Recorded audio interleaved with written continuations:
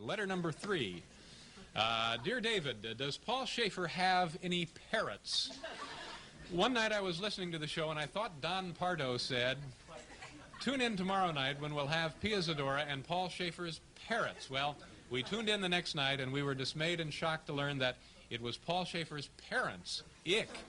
Anyhow, does Paul Shaffer have any parrots or any pets at all? Eagerly awaiting your reply, Stacy Fenton. I know what you're referring to, Stacy. Last summer, we did a program here where Paul brought in his pirates. Now, as a matter of fact, Paul's pirates are here again tonight. Paul, why don't you introduce your pirates to the audience for us? Okay. I'd like everybody to welcome two very good friends of mine. This is Captain Jeremy Meacham, and of course the bloodthirsty Tortuga Jake. Good friends of mine. Now they just got into town with a rich Spanish prize, and they're in the city for a while. They're going to turn over some stores while they're here. Now, what's next for you two gentlemen? May I ask? Well, the week of May 15th, we'll be down in the Caribbean. We're going to be seizing an Aramco oil tanker. And be looking forward to a lot of plunder on that vessel? We sure hope so, yeah. Okay.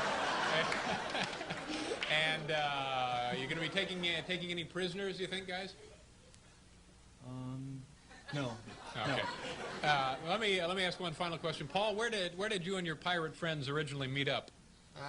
Bermuda. Bermuda. Okay. Paul Shaffer and his pirates, ladies and gentlemen.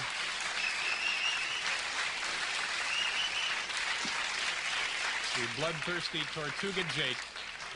All right, and finally, letter number 4. Our next letter comes to us from Charles Mosley, New York, New York, right here.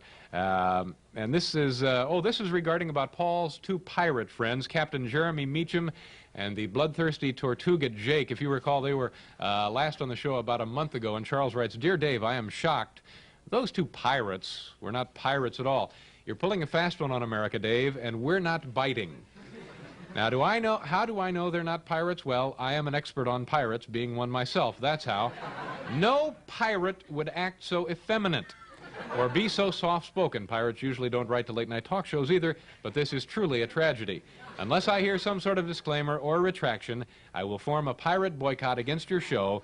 And there happen to be many pirates in the Northeast, and I wouldn't be surprised if we make up a large segment of your audience. Once again, Charles Mosley, known as Old Scruffy, New York, New York. Well, that's interesting. You know, we tried to keep Captain Meacham and Tortuga Jake from seeing that rather blistering letter, but one of our secretaries inadvertently showed it to them, and they were pretty steamed, and naturally so.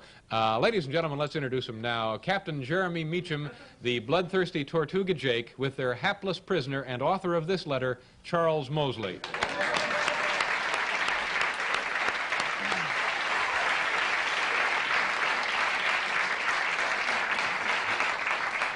Nice to see you, gentlemen. And Captain Meacham, Jake, I see that you have Mr. Mosley in iron.